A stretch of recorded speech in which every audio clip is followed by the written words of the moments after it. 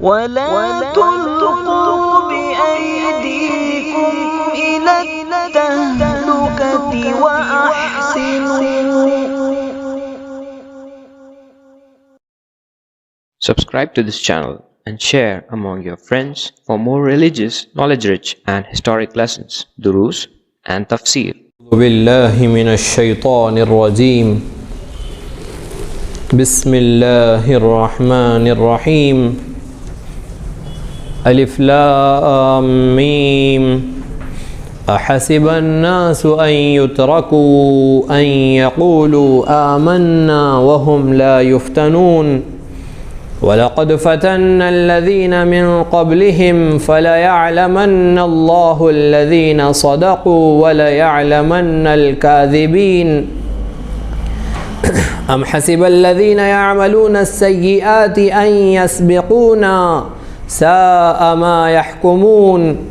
من كان يرجو لقاء الله فإن أجل الله لآت وهو السميع العليم. ومن جاهد فإنما يجاهد لنفسه إن الله لغني عن العالمين. والذين آمنوا وعملوا الصالحات لنكفرن عنهم سيئاتهم ولنجزينهم أحسن الذي كانوا يعملون. ووصينا الإنسان بوالديه حسنا وإن جاهداك لتشرك بي ما ليس لك به علم فلا تطعهما إلي مرجعكم فأنبئكم بما كنتم تعملون. والذين آمنوا وعملوا الصالحات لندخلنهم في الصالحين. ومن الناس من يقول آمنا بالله فإذا أوذي في الله جعل فتنة الناس كعذاب الله ولئن جاء نصر من ربك ليقولن إنا كنا معكم أوليس الله بأعلم بما في صدور العالمين. وليعلمن الله الذين آمنوا وليعلمن المنافقين. وقال الذين كفروا للذين آمنوا اتبعوا سبيلنا ولنحمل خطاياكم وما هم بحاملين من خطاياهم من شيء إنهم لكاذبون.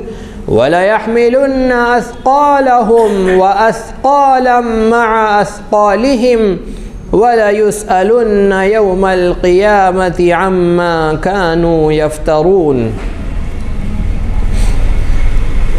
سورۃ العنکبوت کے پہلے رکوع کی تلاوت کی گئی.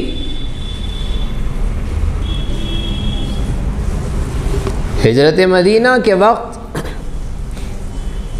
مسلمانوں پر کفار مکہ کی طرف سے جو مصائب، جو تکلیفیں، جو مشقتیں ڈالی جا رہی تھی اور وہ مومنین ان مشقتوں، ان تکلیفوں کی وجہ سے کچھ مصیبتوں سے دوچار ہو کر ہجرت کر رہے تھے اور کچھ مصیبتوں سے ڈر کر ہجرت سے رک گئے تھے اور مکہ مکرمہ ہی میں مقیم تھے.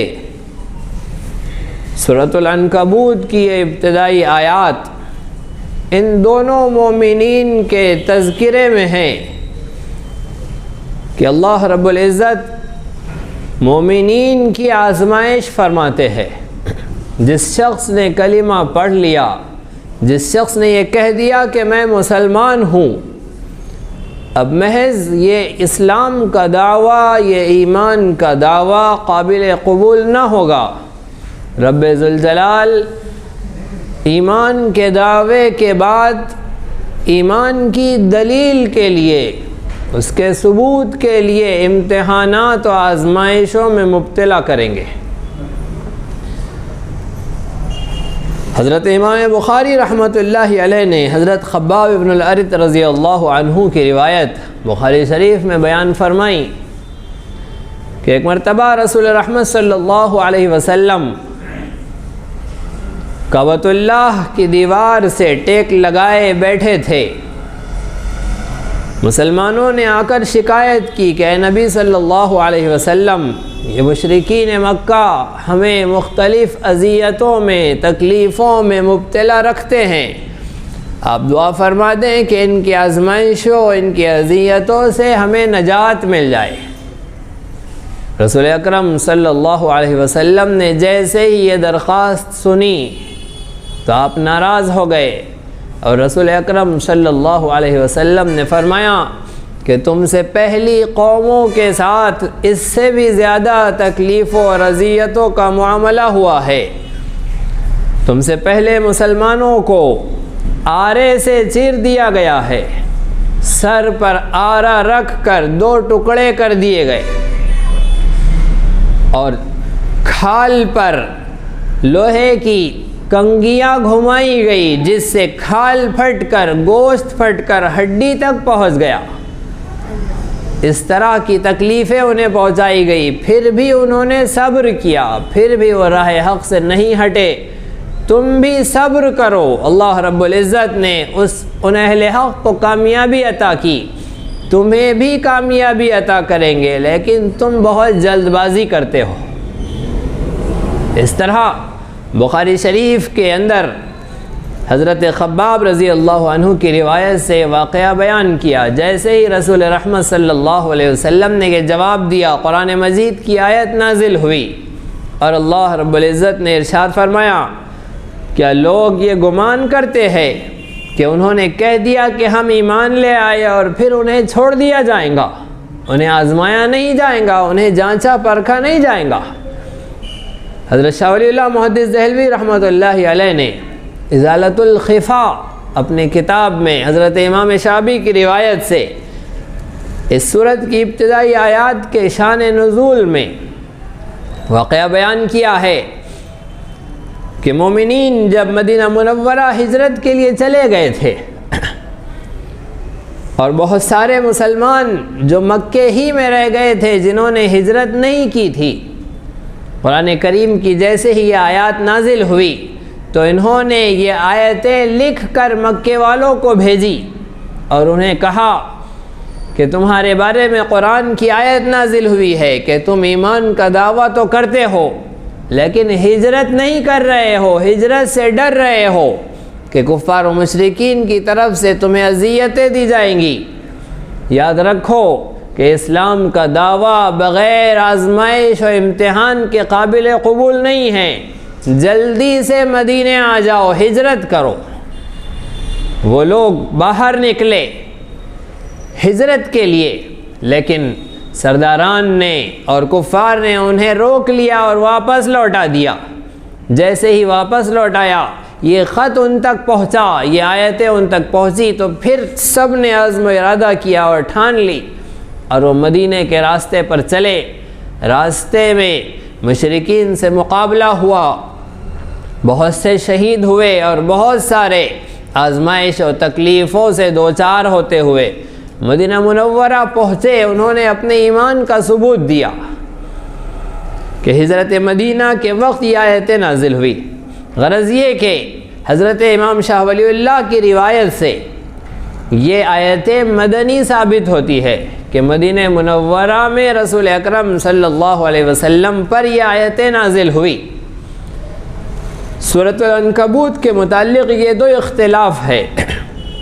بعض کے نزدیک اس روایت کے مطابق سورۃ العنکبوت مدنی ہے، اور حضرت امام بخاری کی روایت کے مطابق سورۃ العنکبوت مکی ہے، کہ حضرت مدینہ سے پہلے رسول رحمت صلی اللہ علیہ وسلم جب کعبۃ اللہ کو ٹیک لگائے بیٹھے اس وقت نازل ہوئی۔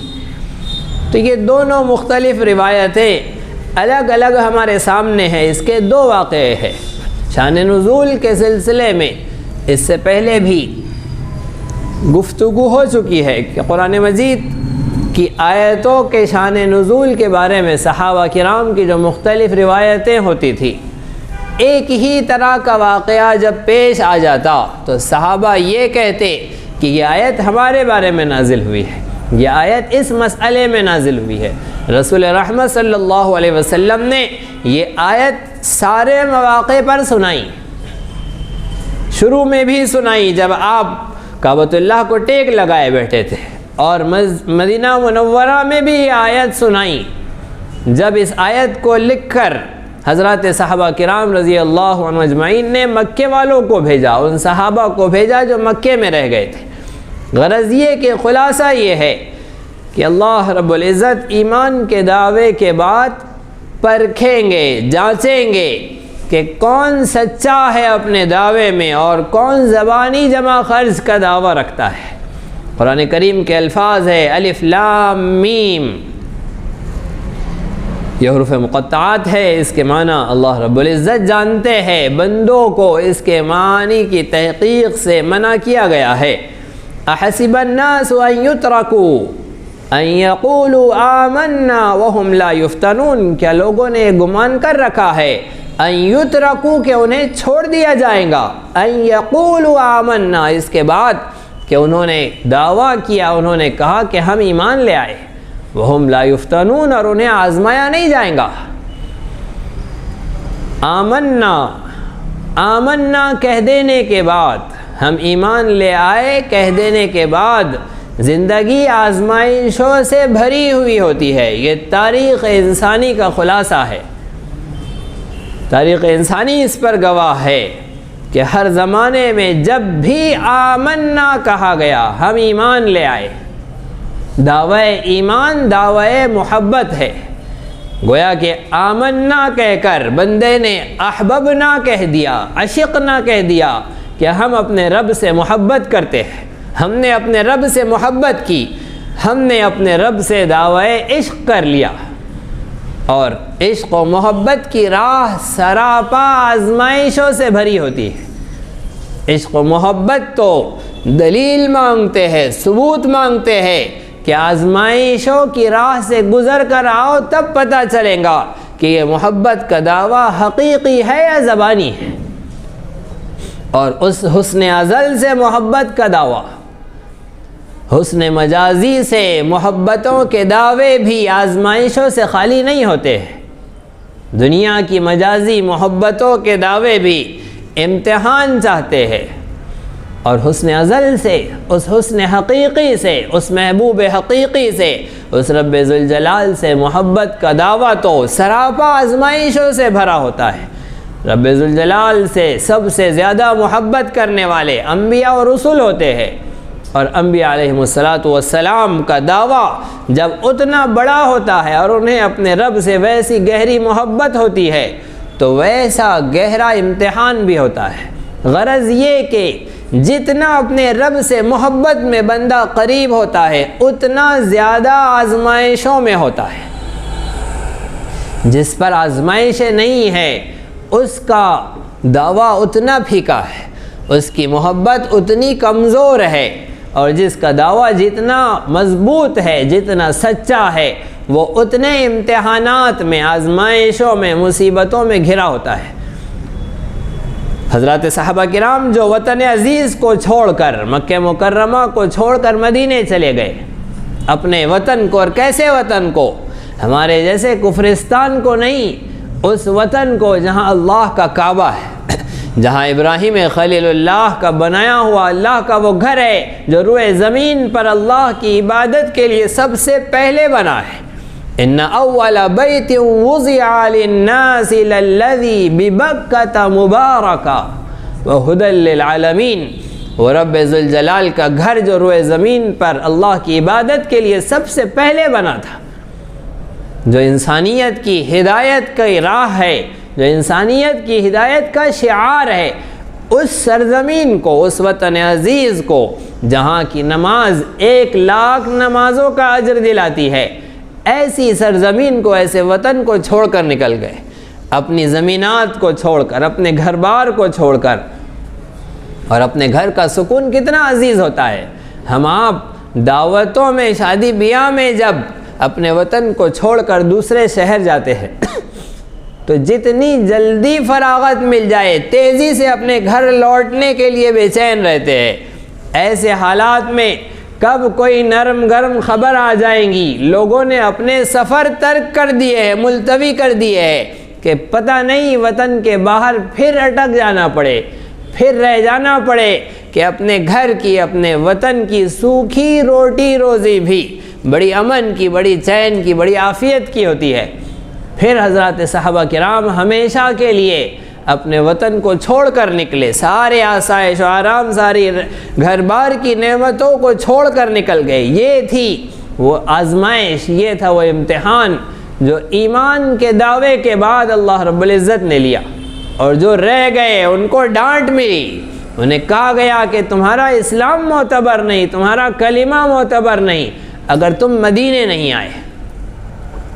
یہاں تک کہ مسائل اس طرح کے ہو گئے تھے کہ جس نے ہجرت کر لیا ہے اب اس کا وارث بھی مہاجر ہی بنے گا، جو مکے میں رہ گیا ہے وہ وارث نہیں بنے گا۔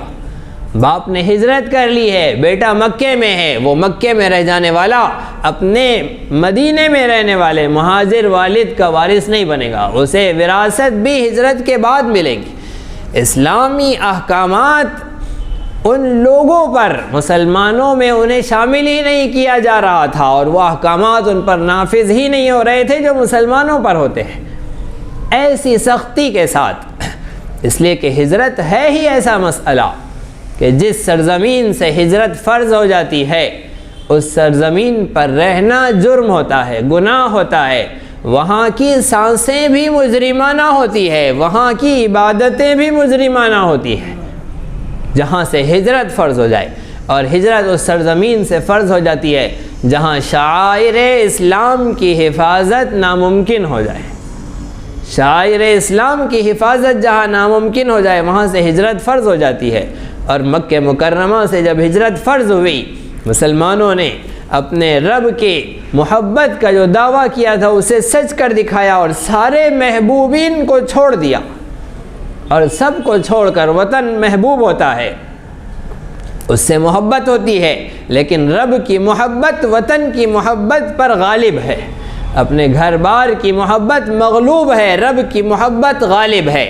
کسی کے رشتہ داروں نے اسلام نہیں قبول کیا، ہجرت نہیں کی، انہیں چھوڑ دیا کہ ہر شخص کی اور ہر شے کی محبت کو قربان کیا جا سکتا ہے، رب ذوالجلال کی محبت کو قربان نہیں کیا جا سکتا ہے، اسی کو ترجیح دی جائیں گی۔ یہ ہے ایمان، اور اسی پر آزمائش ہوتی ہے۔ اپنے رواج کو، اپنے سماج کی روایتوں کو، اپنی رسموں کو، خواہشات نفسانی کو، من کے چوچلوں کو، ہر شے کو رب کے حکم پر قربان کرنا، یہ ایمان کی آزمائش ہے، یہ ایمان کا امتحان ہے۔ حضرات صحابہ کرام نے وہ کر دکھایا، اور ہر زمانے میں اللہ رب العزت جانچیں گے، پرکھیں گے۔ آزمائشیں تین طرح کی ہوں گی۔ پہلی آزمائش ہوگی اللہ رب العزت کے احکامات کی پابندی کی، کہ بندہ اپنے رب کے حکم کو مانتا ہے یا رب کے حکم کی خلاف ورزی کرتا ہے۔ زندگی کے جس موڑ پر، جس مرحلے میں، جہاں کہیں جو بھی صورتحال آ جائے اس میں اپنے رب کی مانتا ہے یا رب کی نافرمانی کر جاتا ہے، یہ آزمائش ہوگی۔ دوسری آزمائش ہوگی مصیبتوں، بیماریوں، پریشانیوں کی، کہ اللہ رب العزت خوف کے ذریعے، بھوک کے ذریعے، مال و اسباب کی کمی کے ذریعے آزمائیں گے۔ گزشتہ درس میں جس کی تفصیلات بیان کی گئی تھی کہ اللہ رب العزت امراض میں مبتلا کر کے، مصائب میں مبتلا کر کے آزمائیں گے۔ اور تیسری آزمائش ہوگی اللہ کے دشمنوں کے مظالم کے ذریعے، کہ دشمنان اسلام مسلمانوں پر مظالم ڈھائیں گے، سختیاں آئیں گی، پریشانیاں، تکلیفیں آئیں گی۔ جو ان تین امتحانات میں پار ہو جائیں گے وہ مومن ہوں گے، انہیں اسلام کا سرٹیفکیٹ ملے گا، اور جو جتنا پھسلتے رہیں گے وہ اپنے ایمان میں اتنے کمزور ہوں گے، اتنے ناقص ہوں گے۔ بیماریوں کی آزمائشیں تو ہر زمانے میں رہی ہے اور وہ چلتی رہیں گی، اس میں اپنے رب کو راضی کرنے پر جو اجر و انعام کا وعدہ ہے وہ بھی بیان کیا گیا۔ اللہ رب العزت کے احکامات کی پابندی، یہ بڑا سخت ترین امتحان ہے، کہ بندہ راحت و عافیت کے نقشوں میں رب کے احکامات کو دھڑیلنے سے پامال کیے جاتا ہے، اور جہاں مصیبتیں آتی ہے، جہاں پریشانیاں آتی ہے، وہاں اسلام جاگتا ہے، اس کی ایمانی حمیت جاگتی ہے۔ ہمیں نمازیں پڑھنے سے کوئی نہیں روک رہا ہے، لیکن ہم برابر نمازیں چھوڑے جا رہے ہیں۔ فجر میں ہمارے محلے قبرستان نظر آتے ہیں، لیکن جب عید کی نماز اپنے گھروں میں پڑھی جائے اور لاک ڈاؤن میں مسجدوں میں کم تعداد میں نماز پڑھی جائے تو ساری مسلمانی جاگتی ہے۔ اب فتوے بھی مل رہے ہیں، مسائل بھی مل رہے ہیں، تو بھی ماننے کو تیار نہیں ہے کہ مسجد جانا ہے۔ مسجد کے صدر اور کمیٹی اور انتظامیہ کی نیند حرام کر رکھی ہے، ان کے لیے مصیبت کا سامان بن گئے ہیں اور تانے کسے جا رہے ہیں۔ غرض یہ کہ ان پر سلطانی بلائیں اور ادھر سے عوام کی بلائیں، دونوں کی دونوں۔ اب مسجد میں آنا ہے تو سوتے پڑے ہیں، اب نہیں آ رہے ہیں۔ جب راحت و آسانی کے ساتھ اللہ کی عبادت کا حکم ہے اور موقع ہے تو اللہ کی نافرمانی ہو رہی ہے، اور جب تنگی پریشانی آ گئی ہے تو مسلمانی جاگ گئی ہے۔ قربانی کے مسائل ویسے ہی عجیب و غریب ہے کہ قربانی کے مسائل میں چور راستے نکالے جا رہے ہیں۔ ان کو انڈا ذبح کر کے اگر ان کی قربانی ہو سکتی ہے تو اس کے لیے بھی راضی ہو جائیں گے، اور کیسے جگاڑ کے راستے نکالے جاتے ہیں قربانی کے مسئلے میں۔ اور جیسے ہی بڑے کی کرنا ہے، بکرے کی کرنا ہے، تو وہاں ساری مسلمانی جاگ جاتی ہے اور وہاں زور و شور سے باہر نکل کر آتے ہیں، اور اب عزیمت کی راہیں سوز رہی ہے اور وہ راستے نظر آ رہے ہیں۔ اور جب راحت تھی، جب عافیت تھی، جب چین و سکون سے کرنے تھے تو چور راستے نکالے جا رہے تھے، بچنے کے بہانے بنائے جا رہے تھے۔ یہ ایمان کی جانچ ہوتی ہے، ایمان کی یہاں پر پرکھ ہوتی ہے کہ رب کے احکامات کو کتنا مانتے ہیں۔ خیر جتنی بھی جاگتی ہے، اور جب بھی جاگے مسلمان کی مسلمانی، اس کا استقبال کر لینا چاہیے۔ دل کے دروازے کبھی کبھی کھلتے ہیں، جیسے ہی کھلے وہاں داخلہ ہو جائے تو بہت مناسب ہے، بہت مفید ہے۔ مسلمانوں کے سربراہوں کو، ذمہ داروں کو، محلے کے بااثر لوگوں کو ایسے وقت میں صحیح نوجوانوں کو کیچ کر لینا چاہیے، اور پھر انہیں مستقل دینداری پر لانے کی کوشش و محنت کرنی چاہیے کہ جب جذبہ بنے تب ویلکم، جب جذبہ بن جائے تب استقبال، کہ جب جاگے تب سویرا۔ لیکن حقیقت تو یہ ہے کہ اللہ رب العزت کی طرف سے ہمیں ہر لمحے ہر آن سانس کی نعمت مل رہی ہے، تو ہر لمحے ہر آن ہم پر مسلمانی فرض ہے۔ غرض یہ کہ اللہ رب العزت کے احکامات کے سلسلے میں آزمائش ہوں گی، اور ایک آزمائش کفار و مشرکین کی طرف سے، دشمنان خدا، دشمنان رسول، دشمنان اسلام کی طرف سے آزمائش ہوں گی کہ اللہ رب العزت کے احکامات کی پابندی پر ان کی طرف سے آزمائشیں، سختیاں ہوں گی۔ جو ان سختیوں کو جھیل لیں گے، صبر کر لیں گے، راہ حق سے نہیں ہٹیں گے، نہیں پھسلیں گے، ڈٹے رہیں گے، اللہ رب العزت ان کے لیے ایمان کی سرفرازی کا، ان کے لیے ایمان کے پورے نور کا فیصلہ فرمائیں گے۔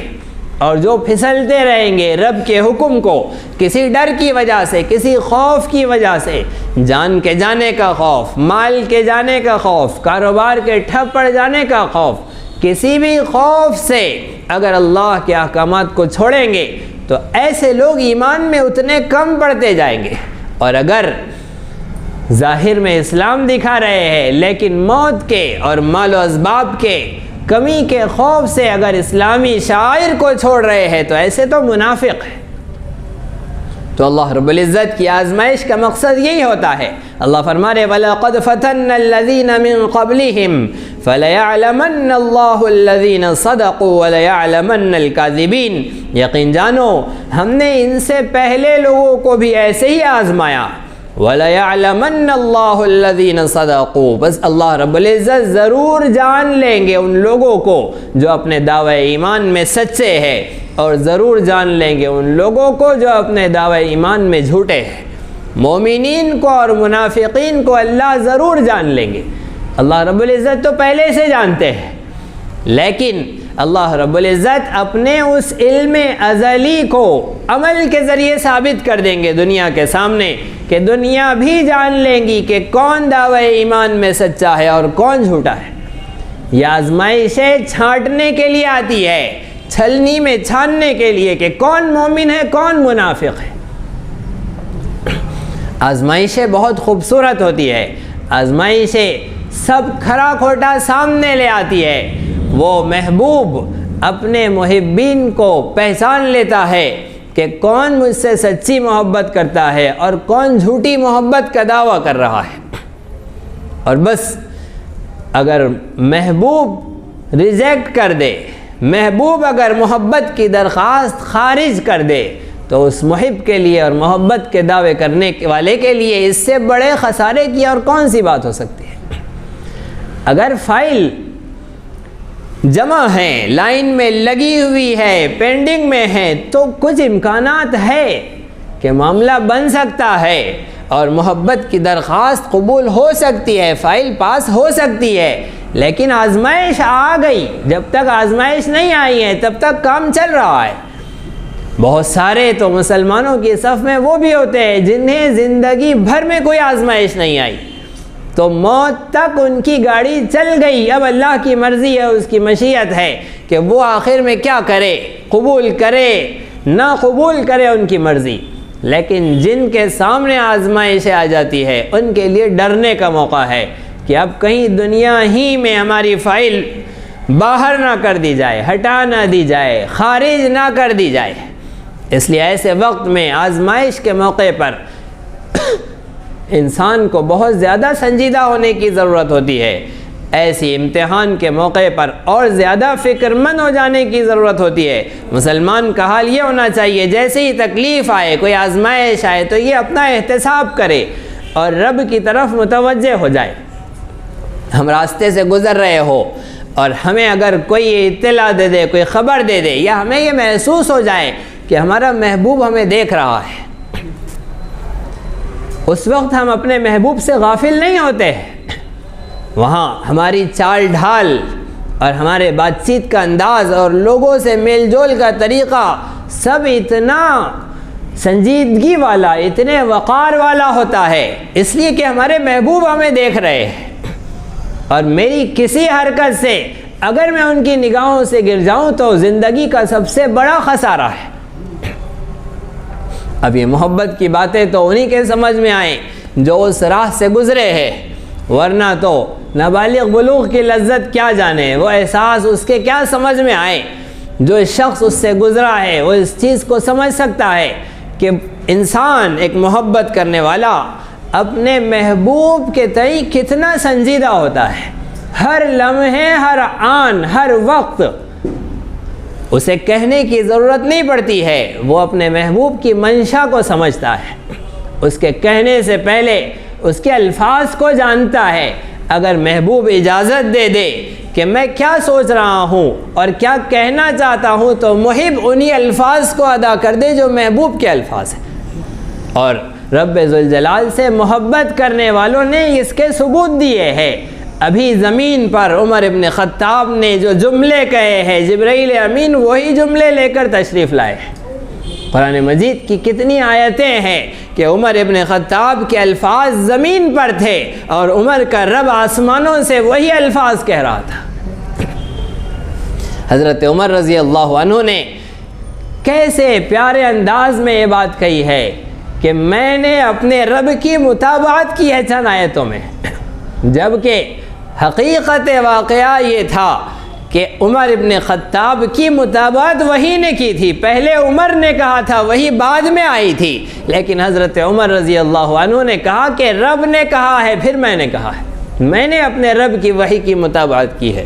تو ایسے محبت کرنے والے ہوتے ہیں جو رب کی منشا کو، اپنے محبوب کی منشا کو اس انداز سے سمجھتے ہیں۔ ہم دنیاوی مثالوں سے بھی اس چیز کو سمجھ سکتے ہیں۔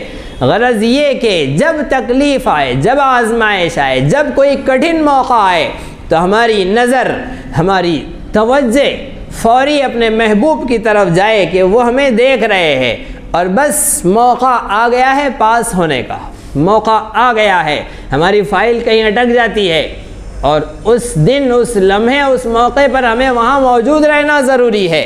تو ہم سارے جہان سے لڑ جائیں گے لیکن وہاں ضرور موجود رہیں گے، اس لیے کہ وہ وقت ہے میری فائل کے پاس ہونے کا. یہ تو دنیا کی فائلیں ہے جن کی کامیابیاں اور ناکامیاں موت پر ختم ہو جانی ہے، لیکن دنیا اور آخرت کی کامیابی کی فائل آزمائش کے وقت، قبول و ناقبول کے موقع پر ہوتی ہے، وہ ٹیبل پر ہوتی ہے، اور بس اب پاس ہونا ہے یا ناپاس ہونا ہے اس کا موقع ہوتا ہے. لہذا مسلمان کو چاہیے کہ جب آزمائش آئے، جب دین پر عمل کرنا مشکل ہو، اس وقت اور زور لگا کر اور اپنے نفس سے، حالات سے، خواہشات نفسانی سے، زندگی سے لڑ جائے، لیکن اپنے رب کی آزمائش میں کھرے اتر جائے. تاریخ انسانی اس کی گواہ ہے. حضرت آدم علیہ السلام سے لے کر تاجدار مدینہ احمد مجتبیٰ محمد مصطفیٰ صلی اللہ علیہ وسلم تک سارے انبیاء اور رسل، سارے صلحاء و اتقیاء اور پیارے آقا کے بعد آپ کی امت کے سارے اللہ کے محبوب بندے سب کے سب آزمائشوں سے گزرے ہیں. اللہ رب العزت نے بتلا دیا، میں جو دنیا سے 10 گنا بڑی جنت دینے والا ہوں، ایسے ہی نہیں دینے والا ہوں. جب اتنی بڑی جنت ملیں گی اور اللہ رب العزت کسی کو اپنا بندہ کہہ کر پکاریں گے تو دنیا پوچھیں گی نا کہ کیا بات ہے، انہوں نے کیا اونچ جلا لیا ہے ایسا، اور انہوں نے کیا تیر مار لیا ہے کہ ان کو اتنی بڑی جنت مل رہی ہے. اللہ دکھائیں گے، دیکھو میں نے اپنا خلیل ابراہیم کو اس لیے بنایا ہے، میں نے اپنا حبیب محمد مصطفیٰ کو اس لیے بنایا ہے، میں نے ایوب کو ایسی جنت اس لیے دی ہے کہ وہ اس راہ سے گزرے ہیں، اور یوسف کو مصر کے تخت پر اس لیے بٹھایا ہے کہ وہ اپنے بھائیوں کی اور قید خانے کی اور مصر کے بازار کی ساری اذیتوں سے گزرے ہیں، تب جا کر اس منصب پر بٹھایا ہے. غرض یہ کہ ابو بکر کو صدیق اس لیے بنایا ہے کہ اس نے ایسی آزمائشوں سے اپنے آپ کو پار کیا ہے، اور فاروق اعظم کو، عمر ابن خطاب کو فاروق اعظم اس لیے بنایا ہے کہ اس نے ایسا عظیم الشان جام شہادت نوش کیا ہے، اور عثمان غنی کو وہ منصب اس لیے دیا ہے کہ وہ اس آزمائش کی راہ سے گزرے ہیں. اور غرض یہ کہ علی مرتضیٰ اور حضرات صحابہ کرام اور تابعین، تبع تابعین، وہ رضی اللہ عنہم و رضوا عنہ کا انہیں مزدہ ملا، خوشخبری ملی، اور جنت میں عام مومنین کو جو جنت کے اور میدان محشر میں عام مومنین کو جو جنت کے پروانے ملیں گے، اللہ رب العزت دنیا کو بتا دیں گے کہ یہ اس لیے مل رہا ہے کہ انہوں نے آزمائش میں اور امتحان میں الذین یحمدون اللہ فی السراء والضراء، خوشی و تکلیف میں ہر حال میں مجھے یاد رکھا ہے، میری رضامندی و ناراضگی کے مرحلے کو، اس مسئلے کو سب سے زیادہ سنجیدگی سے لیا ہے، اس وجہ سے میں ان سے راضی ہوا، انہیں ایسی عظیم الشان جنت عطا کی، ایسے اعلیٰ مقامات عطا کیے. رب ذوالجلال کی نعمتوں کے سامنے، اس کی رضا کے سامنے ہماری آزمائشیں پھر بھی چھوٹی ہیں، ہمارے امتحانات، ہماری آزمائشیں پھر بھی چھوٹی ہے کہ اگر وہ محبوب جس صورت میں ہم سے راضی ہو جائے. اصل واقعہ یہ ہے کہ ہم اپنے رب کی عظمت کے استحضار کے بنا جی رہے ہیں، رب ذوالجلال کی عظمت و مقام، اس کے علو مرتبہ و شان کے دھیان کے بغیر، اسے پہچانے بغیر جی رہے ہیں. ورنہ ایسے محبوب کو راضی کرنے کے لیے تو انسان سب کچھ فنا کر دے. ایک جان نہیں، اگر ہزاروں جانیں ہوتی تو اس محبوب کی محبت کے حاصل کرنے کے لیے وہ بھی قربان کی جا سکتی. دنیا کے اندر اپنے محبوب مجازی کے لیے لوگوں نے کیسی کیسی قربانیاں دی ہے. اگر محبوبین کی اور محبین کی تاریخ پڑھ جائیے تو دیکھیے کہ کیسی دیوانگی ہوتی ہے. ایک فنا ہو جانے والی اپنی محبوبہ کے لیے کیسی دیوانگی اور کیسی قربانیاں وہ محب دے جاتا ہے. رب ذوالجلال کی محبت کے حاصل کرنے کے لیے یہ زندگی کی قربانیاں تو بہت معمولی ہے، بہت کم ہیں. اس کی محبت کا مل جانا اس سے بہت آگے کا مقام ہے اور بہت اعلیٰ نعمت ہے. وہ تو رب کی مرضی پر بچے جیسے چھوٹی چھوٹی کوششیں کرتے ہیں اور والدین ان چھوٹی چھوٹی کوششوں کو بہت سراہتے ہیں اور بہت زیادہ ہمت افزائی کرتے ہیں. بچہ گر پڑ کے، لڑ کھڑا کے، چل کر آ جائے والد کے پاس تو باپ خوش ہو کر اسے اٹھا لیتا ہے اور اچھالتا ہے اور ساری دنیا میں اسے لے کر گھومتا ہے کہ میرے بچے کو چلنا آ گیا ہے اور میرے بچے نے یہ کر دکھایا ہے۔ بچہ اگر پین قلم پکڑ کر یہاں سے وہاں تک ساری دنیا کا نقشہ بنا دے پیپر پر، وہ باپ اپنے بچے کی تعریفیں کرتا ہے، اسے دنیا بھر کی نعمتیں دلا دیتا ہے کہ میرے بچے کو لکھنا آ گیا ہے، میرے بچے نے اپنا کام پورا کر لیا ہے۔ وہ بچہ گر پڑ کے اپنی ادھوری کوششیں کر جاتا ہے۔ والد اپنی ابوی اور اپنے باپ ہونے کی حیثیت سے اس رحمت و ممتا کے ذریعے سے اس بچے کی پذیرائی کرتا ہے، اس کی ہمت افزائی کرتا ہے۔ وہ رب تو ساری ماؤں کو ممتا دینے والا ہے، وہ رب بھی اپنے بندوں کی گری پڑی، گرتی پڑتی، لٹکتی مسلمانی کو اور ان قربانیوں کو قبول فرما لیتے ہیں اور اپنے شایان نشان اس کا بدلہ عطا فرماتے ہیں۔ غرض یہ کہ اللہ رب العزت ضرور آزمائیں گے اور جان لیں گے اور دنیا کو دکھا دیں گے کہ کون اپنے دعوی ایمان میں سچا ہے اور کون جھوٹا ہے۔ ام حسب الذین یعملون السیئات ان یسبقونا ساء ما یحکمون۔ اللہ رب العزت ابھی مومنین سے بات کر رہے تھے، ابھی کفار ان ظالموں کی طرف متوجہ ہے۔ وہ ظالم جو ایمان نہیں لے آئے ہیں، جو مسلمانوں کو دعوی ایمان کی وجہ سے تکلیفوں میں مبتلا کر رہے ہیں، مشقتوں میں ڈال رہے ہیں، یہ کیا گمان کرتے ہیں ان یسبقونا کہ وہ ہماری گرفت سے نکل جائیں گے۔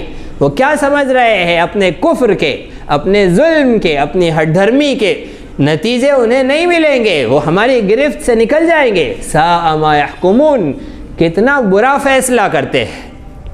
یہ سمجھ رہے ہیں کہ ہماری گرفت سے بچ جائیں گے، ہرگز نہیں، انہیں اپنے کیے کا برابر بدلہ ملے گا۔ ظالم اور مظلوم برابر نہیں ہو سکتے، کافر اور مشرک اور مومن برابر نہیں ہو سکتے، ایک بے عمل اور ایک باعمل، ایک نمازی ایک بے نمازی، ایک اندھا اور ایک بینا برابر نہیں ہو سکتے۔ یہ فطرت کا فیصلہ ہے، لہذا ظالم کو برابر اس کی ظلم کی سزا ملے گی، وہ ضرور پکڑا جائے گا۔ اگر وہ یہ سمجھ رہا ہے کہ وہ ہماری گرفت سے نکل جائیں گا، بچ جائیں گا، تو وہ بہت برا فیصلہ کر رہا ہے، وہ بڑی غلط فہمی میں ہے۔ من کان یرجو لقاء اللہ فإن اجل اللہ لآت۔ اور وہ بندے جو اپنے رب کی رضامندی کے حاصل کرنے کی امید رکھتے ہیں، جو اپنے رب سے ملاقات کی، اپنے محبوب حقیقی سے ملاقات کی امید میں دنیاوی زندگی میں قربانیاں دیے جا رہے ہیں اور تمنا اور آرزو کرتے ہیں کہ میرا رب راضی ہو جائے، میں بھوک سہ لوں، میرا رب راضی ہو جائے، میں راستے سے چلتے ہوئے کسی ظالم کی ظالمانہ حرکت پر صبر کر لوں، میرا رب راضی ہو جائے، کوئی مجھے گالی دے میں چپ ہو جاؤں، میرا رب راضی ہو جائے، میں چپل پہن رہا ہوں، بائیں پاؤں میں ڈالنے سے پہلے دائیں میں ڈال دوں تاکہ میرا رب راضی ہو جائے۔ سچ اور جھوٹ کا موقع آیا، میں نے جھوٹ کو چھوڑ دیا، سچ قبول کر لیا تاکہ میرا رب راضی ہو جائے۔ 2 پیسے دھوکے بازی سے زیادہ مل رہے تھے، وہ 2 پیسے کی قربانی دے دی، سچ بول کر 2 پیسے کم کمائے، میرا رب راضی ہو جائے۔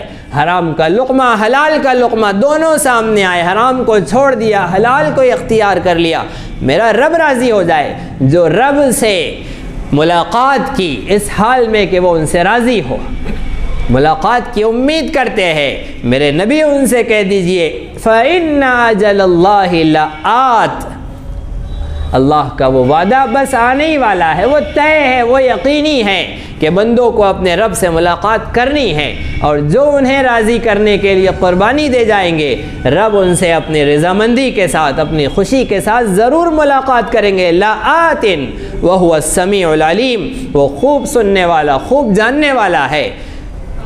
تاریک رات میں، اندھیروں میں، جہاں کوئی شخص اس کی نگرانی نہیں کر رہا ہے لیکن رب اسے جانتے ہیں، اس اندھیر رات میں اگر رب کے تقوی نے، رب کی ناراضگی کے ڈر اور خوف سے اس نے خواہش نفس کو چھوڑ دیا، قربان کر دیا، رب ذوالجلال اس سے واقف ہے۔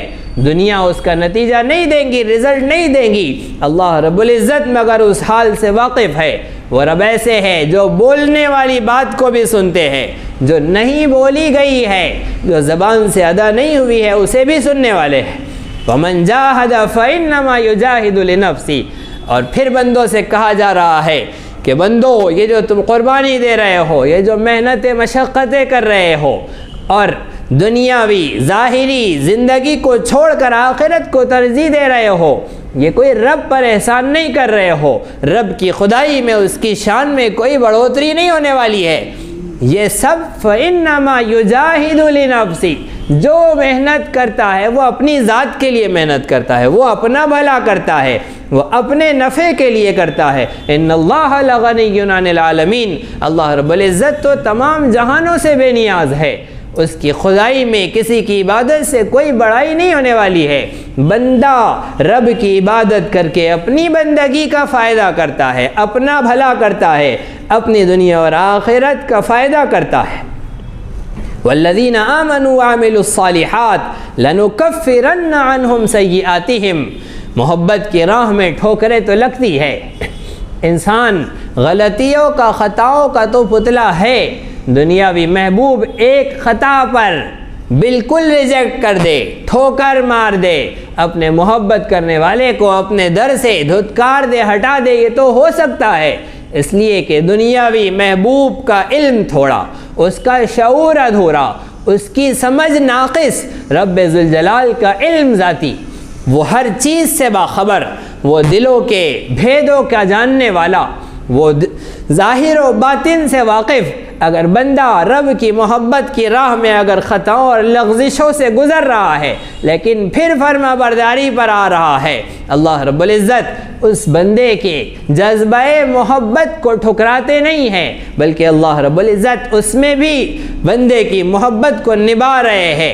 اس کی خطاؤں غلطیوں کو معاف کر رہے ہیں۔ اللہ رب العزت فرماتے ہیں جو لوگ ایمان لائے اور انہوں نے نیک اعمال کیے، دعوی ایمان کے ساتھ اطاعت و فرمانبرداری کا ثبوت بھی دیا، اب جو راہ محبت میں خطائیں ہوئی ہے، لغزشیں ہوئی ہے، لَنُكَفِّرَنَّ عَنْهُمْ سَيِّئَاتِهِمْ، ان نیکیوں کے، ان اعمال صالحہ کے بدلے میں ہم ضرور بھی ضرور ان کے گناہوں کو معاف کریں گے۔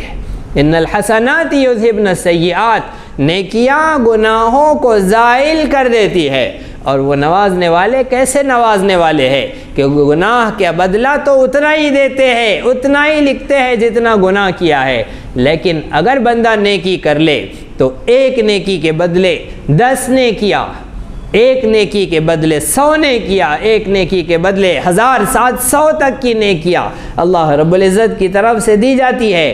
وَلَنَجْزِيَنَّهُمْ أَحْسَنَ الَّذِي كَانُوا يَعْمَلُونَ، ان کی نوازشات تو دیکھے، وہ کہتے ہیں لَنَجْزِيَنَّهُمْ أَحْسَنَ الَّذِي كَانُوا يَعْمَلُونَ، یہ تو گناہ معاف ہوں گے ہی ہوں گے، تمہارے اعمال کے بدلے ان اعمال سے بہتر ہی ہم بدلہ دیں گے۔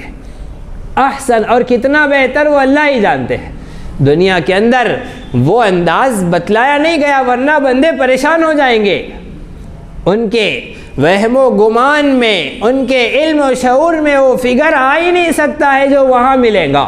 اللہ رب العزت نے، اس کے نبی نے تو اتنی ہی اطلاع دی ہے اور اتنا ہی عدد بتلایا ہے جتنا بندے جانتے ہیں، ورنہ تو وہاں وہ ملے گا جو بندوں کے گمان میں بھی نہیں ہوگا۔ وَوَصَّيْنَا الْإِنسَانَ بِوَالِدَيْهِ حُسْنًا، ان اعمال صالحہ کے اندر رب ذوالجلال نے والدین کی اطاعت و فرمانبرداری کا حکم دیا ہے۔ اللہ فرما رہے کہ ہم نے انسان کو وصیت کی، اسے نصیحت کی، اسے حکم دیا کہ اپنے والدین کے ساتھ حسن سلوک کرے۔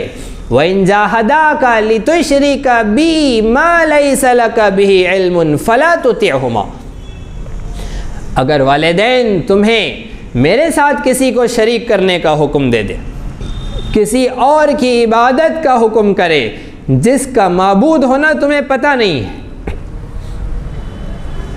جس کے معبود ہونے یا نہ ہونے کا تمہیں علم نہیں ہے، اگر اس کی عبادت کا تمہیں حکم دے فلا تطعهما، تب ان کی اطاعت مت کرو، پھر بھی ان کے ساتھ حسن سلوک کا رویہ رکھو، ان پر احسان کرو، ان پر نرمی و شفقت کا معاملہ کرو۔ اگر وہ میرے ساتھ کسی ایسے کو شریک کرنے کا حکم دے جس کا خدا ہونا یا نہ ہونا تمہیں پتہ نہیں ہے، کوئی دلیل نہیں ہے، تو ان کی اطاعت نہ کرو، اور جس کا معبود نہ ہونا دلائل سے معلوم ہے، ان مورتیوں کا خدا نہ ہونا، معبود نہ ہونا، یہ تو کائنات کی کھلی حقیقت ہے. جس کا معبود نہ ہونا پورے دلائل سے معلوم ہو اسے تو بدرجہ اولا نہیں ماننا ہے.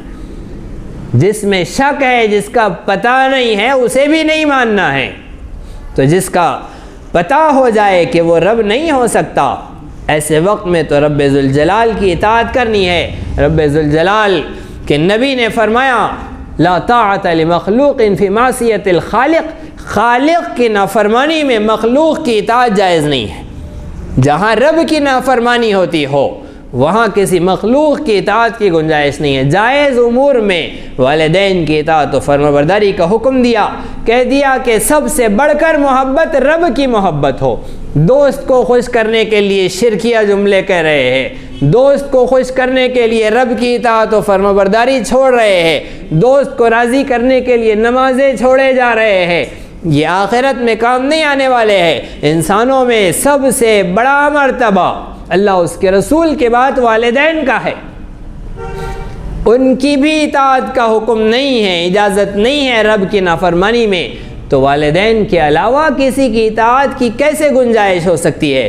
الیہ مرجعکم، میری طرف تمہیں لوٹنا ہے. فانبئکم بما کنتم تعملون، میں ضرور تمہیں بتلا دوں گا تمہارے اعمال کہ تم دنیا میں کیا کر کے آئے ہیں. یہ آیت مبارکہ کا شان نزول ہے. حضرت سعد ابن ابی وقاص رضی اللہ عنہ جنہوں نے اسلام قبول کیا، ان کے والد کا نام مالک، ان کی والدہ کا نام حمنا بنت ابی سفیان بنت عبد شمس.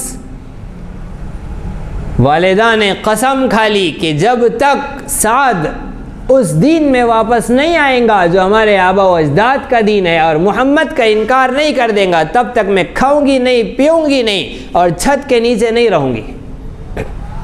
3 دن ہو گئے، کچھ کھایا پیا نہیں. حضرت سعد رضی اللہ عنہ کو خبر ملی، قرآن کریم کی آیت مبارکہ نازل ہوئی. حضرت سعد تشریف لے گئے والدہ کے پاس اور اماں سے کہا کہ اے ماں، ایک جان نہیں تیری اگر 100 جانیں ہوتی اور ایک ایک کر کے تو ساری جانوں کو قربان کر دیتی، تب بھی میں محمد الرسول اللہ کی غلامی نہیں چھوڑوں گا، تب بھی میں اپنے رب حقیقی کی اطاعت و فرمانبرداری نہیں چھوڑوں گا. مجھے راہ حق مل گئی ہے، میں تیری ایک جان نہیں 100 جانوں کے بدلے بھی اس راہ کو نہیں چھوڑ سکتا ہوں.